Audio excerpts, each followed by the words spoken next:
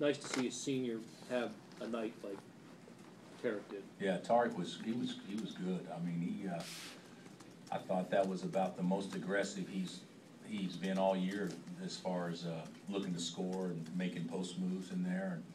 And they came to trap some, but he was able to score before he got there several times and did a great job getting positioning. And yeah, he played very, very well, very well. He and Embiid have played together a little bit this year, but not a lot. Is that something that could pop up later? Yeah, it could. Yeah. There's no question. You know, but if you play them together some, then that means Ellis and Traylor aren't in there too. So I've always, not always, but majority of the teams we play don't play. You know, Texas Tech's one of the few that plays with two low post players. Most of them play with a stretch four and a big, and so sometimes that makes it a little harder for those guys to guard 3-point shooters or whatnot. But yeah, they can certainly play together. There's no doubt about that. Is this the type of environment you envision celebrating the championship in? To be honest, I hadn't really thought about it. So if we win at home on senior night, it's usually a pretty good environment. So yeah, it was nice tonight. You know, considering you know, Wednesday night people stick around until 10 o'clock or whatever, and still have to drive home.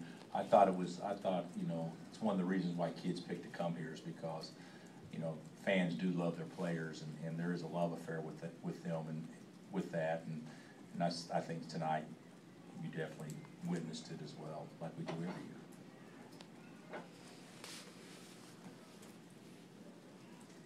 Bill, did you know all the superstars were going to be in the building tonight, or was it kind of a last-minute deal with the baseball players and the quarterbacks? Well, Joe Carter comes to a lot of games, so and then we knew that Jim was coming last week, and he actually, I mean, he got into it. Of course, he came dressed for work.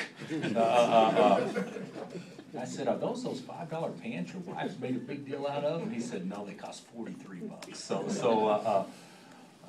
But he said it is one less decision he has to make each day if he wears the same thing all the time. So, but he was great. He talked to our team, and his message was right on point. You can certainly understand why he would be fun to play for, you know, if you're a football player, because he certainly, you know, he had everybody fired up talking to him before the game.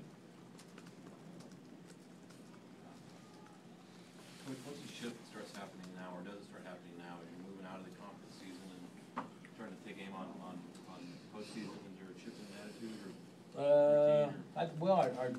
You know, I don't know if there's a shift in attitude, but, you know, we're approaching the season that's far more important than our second season, and the guys have done well in the second season. You know, stubbed our toe a couple of times, but for the most part, they've played pretty well. But I won't make a big emphasis of it until, you know, we go into the Big 12 tournament play, and you know, who knows how healthy we'll be going into that. But certainly we'd like to go, you know, get a little bit of momentum by playing well at West Virginia. We haven't played great on the road the last 2 or 3 road games we've had, so it'd be nice to get a little confidence playing away from home.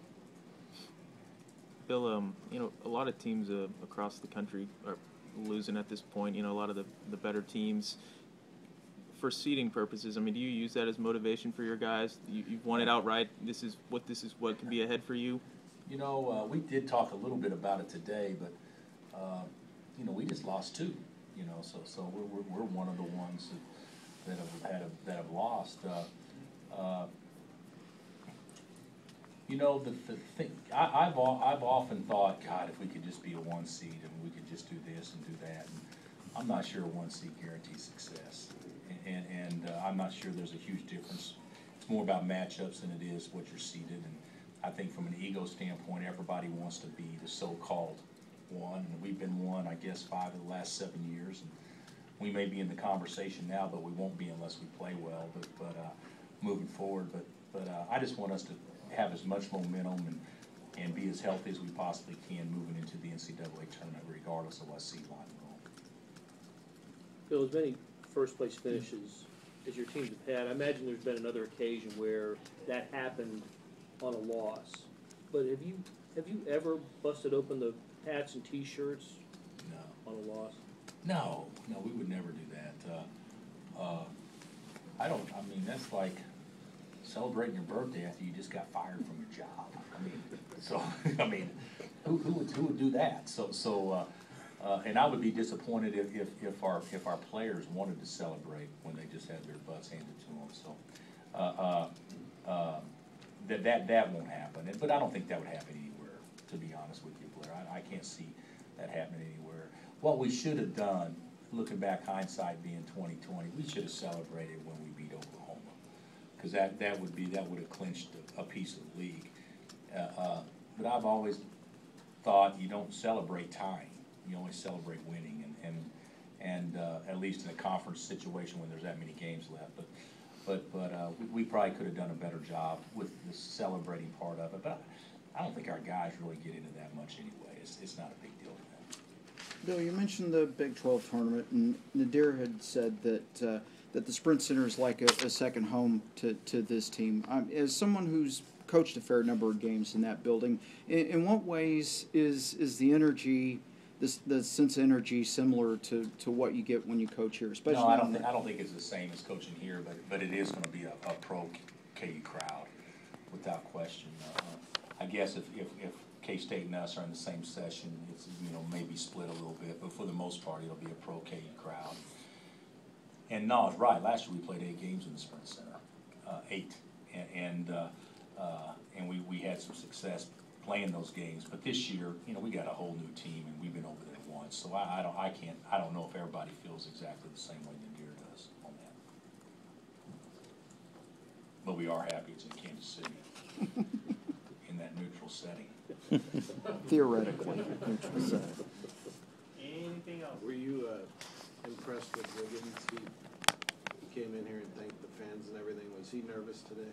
I don't know. I mean, we talked a lot about it being more than likely his last time to run out of the tunnel. But, if the kid was nervous or if he wanted to really make a statement, he certainly didn't act like it. I mean, here's a kid that's, he didn't play that many minutes. What, he played 23 minutes, he takes 7 shots, and, his whole mindset is, hey, we're fine, we're winning big. It doesn't make any difference. And I think a lot of times guys make postseason honors and things like that because they really put up numbers in games that don't matter because it helps their season stats.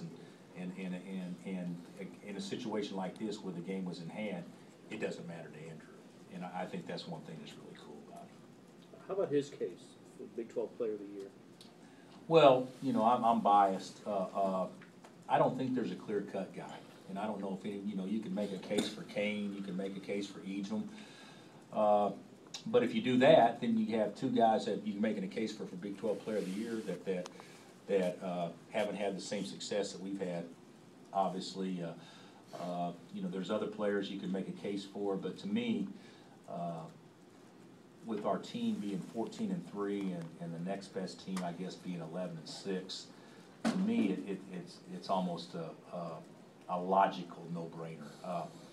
But I don't believe his numbers blows anybody away because that's not who he is. But to be the best player on a team that's had quite a bit of success in the league, I think I'd have a hard time going any other direction. Not that other players can't play as well, but for the whole, if there's no clear-cut choice, I really think the best player on the best team, and certainly that's the case with us with him. Bill, are his numbers where you thought they'd be? Did you have anything? I thought he scores more than I thought he would. He's averaging a little over 16 a game, and I thought that he would be a guy that would labor getting 16 a game, and he gets 16 a game pretty easily. So I think his numbers are better than what I thought they would be. I'm hoping if he shoots 33 from 3, I'll be happy. If he averages 15 a game, I'll be happy. If he can get 6 boards a game, I'll be happy. There's a lot of things from a stat standpoint I thought going into the season that I thought that he would really have to improve in a lot of areas to get there, and it hasn't been hard for him to get there. He's been pretty consistent. Did you think he labored because of the adjustment? I don't think that his mindset has ever been to be a scorer. I think his mindset is to fit in, and to me, being aggressive enough to score that much when defenses would be designed to kind of shut him down. I thought that would be hard for him to do, but it hasn't been. Anything else? Thank you, Coach. Okay,